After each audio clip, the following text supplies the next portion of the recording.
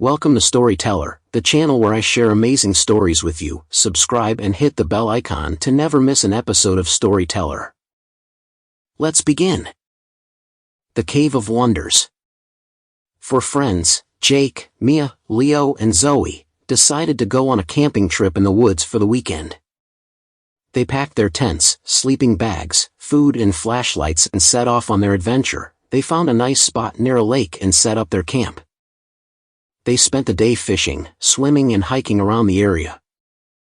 They also made a fire and roasted marshmallows as the sun set. As they were getting ready to sleep, Jake noticed something shiny in the bushes. He went to investigate and found an old map. It was torn and faded, but he could make out some words and symbols on it. "Hey guys, look what I found," he shouted. Holding up the map, the others gathered around him and looked at the map. "What is it?" Mia asked. "It's a map of the woods.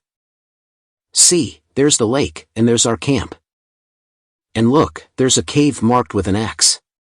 Maybe it's a treasure cave," Jake said excitedly. "A treasure cave? Really?" Leo said skeptically. "Maybe. There's only one way to find out." "Let's go check it out," Jake said. "Are you crazy? It's dark and we don't know what's in there. It could be dangerous," Zoe said. "Come on, don't be a chicken. It'll be fun. And maybe we'll find something cool," Jake said. He looked at his friends with a pleading expression. "Please? It'll be our last adventure before we go back to school," he said. Mia, Leo, and Zoe hesitated, but they didn't want to disappoint Jake. They agreed to go with him, but only if they took their flashlights and stayed together. "Okay, fine. But let's be quick. We don't want to get lost in the woods," Mia said. They folded the map and put it in Jake's backpack. Then they grabbed their flashlights and followed the trail that led to the cave. They walked for about half an hour until they reached the entrance of the cave. It was a large opening in the side of a hill, covered with vines and moss. It looked dark and ominous. "Are you sure this is a good idea?" Zoe asked nervously. "Don't worry, it'll be fine. Come on, let's go in," Jake said. He turned on his flashlight and stepped into the cave. The others followed him cautiously. The cave was damp and cold. They could hear water dripping from the ceiling and echoing in the walls. They could also smell something musty and rotten. They walked deeper into the cave, shining their flashlights around. They saw stalactites and stalagmites, bats and spiders, bones and skulls. "This place is creepy," Leo said. "Yeah, maybe we should turn back," Mia said. "No way, we're not giving up now. We have to find the treasure," Jake said. He looked at the map again and tried to figure out where they were. "I think we have to go this way," he said. Pointing to a narrow passage on the right, he led his friends through the passage, which was barely wide enough for them to squeeze through.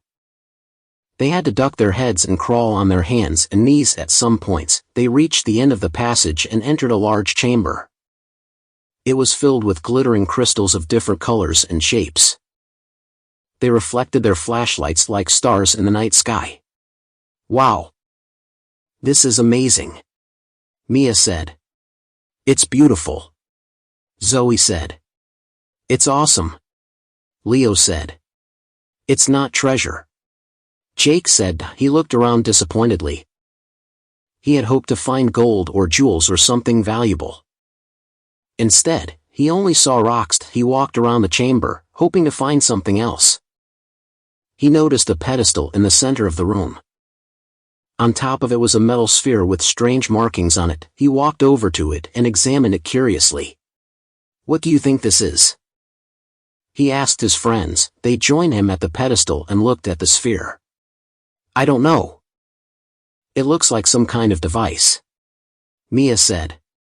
"Maybe it's a bomb," Leo joked. "Maybe it's an alien artifact," Zoe suggested. Jake reached out his hand and touched the sphere. As soon as he did, it lit up with a bright blue light. The markings started to glow and spin around the sphere. A humming sound filled the air. "What did you do?" Mia asked nervously. "I don't know, I just touched it," Jake said. Suddenly, the sphere emitted a pulse of light that enveloped them all. They felt a jolt of electricity run through their bodies. They screamed and fell to the ground. The next thing they knew, they were lying on a grassy field under a purple sky. They looked around and saw mountains, forests, rivers, and lakes.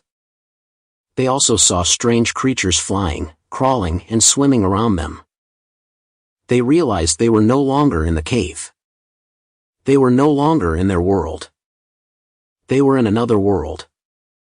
And they had no idea how to get back home.